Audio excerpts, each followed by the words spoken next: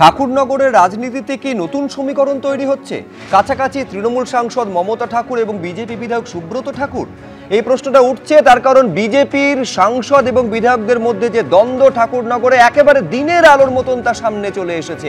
Matua card এবং ধর্মীয় certificate বিলিকে কেন্দ্র করে বিজেপিতে এই সংঘাতের পরিস্থিতি তৈরি হয়েছে মমতা ঠাকুরের সঙ্গে সুব্রত ঠাকুর। মমতা ঠাকুর আপনারা জানেন যিনি তৃণমূলের রাজ্যসভার সাংসদ, এবং সুব্রত ঠাকুর যিনি বিজেপির গাইঘাটার বিধায়ক।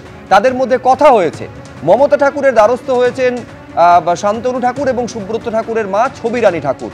হরিচাঁদ গুরুচাঁদ ঠাকুরের নাট মন্দিরে কার্ড বিতরণ করেছেন শান্তনু ঠাকুর। এই নাট মন্দিরে কার্ড বিতরণের প্রতিবাদ করছেন বিজেপি বিধায়ক সুব্রত ঠাকুর। এইখানে একটা ছবি সামনে এসেছে যা ইতিমধ্যে ভাইরাল হয়েছে, যেখানে সুব্রত ঠাকুর তিনি মমতা ঠাকুরের সঙ্গে কথা বলছেন, বৈঠক করছেন, এইটা দেখা যাচ্ছে। এখানেই এই ছবি একাধিক জল্পনা এবং সম্ভাবনার জন্ম দিয়েছে।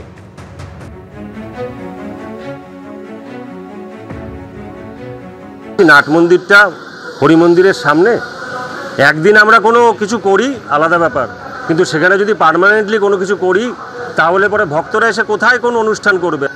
শান্তনু আমাকে বলছে আমি উড়ে এসে জুড়ে বসেছি, আমাকে বলছে আমার কোনো অধিকার নেই মতুয়ামার সঙ্গে, এবং আমাকে থ্রেট করে বলছে এই মন্ত্রিত্বের পাওয়ারে আমাকে থ্রেট করে বলছে তোর টিকিট কে দেয় আমি দেখব। আজকে মাকে গালাগালি দিয়েছে, আজকে মাকে থ্রেট করেছে। কিছুদিন আগে মাননীয় গৃহমন্ত্রীজি নেতাজি ইন্ডোরে বলেছিলেন যে আপনি সিএ আবেদন করার লোকজনকে সিএ আবেদন করার পরে নাগরিকত্ব দেওয়ার দায়িত্ব আমার। তো আমি সেই পারমিশন নিয়ে করছি। এটা নিয়ে কে বাইরের থেকে এসে আমার সাথে গন্ডগোল করবে না করবে সেটা নিয়ে আমি মিডিয়াতে আলোচনা করব না, কিন্তু আমি যে পারমিশন পেয়েছি সেই পারমিশন অনুসারে আমি কাজ করছি। সুব্রত ঠাকুর না মমতা ঠাকুর সুব্রত ঠাকুর মিলে সবাই মিলে আমাকে গালাগাল করছে, যাচ্ছে তাইভাবে গালাগাল করছে। আপনারা শুনেছেন মিডিয়াতেও গালাগালি করেছে।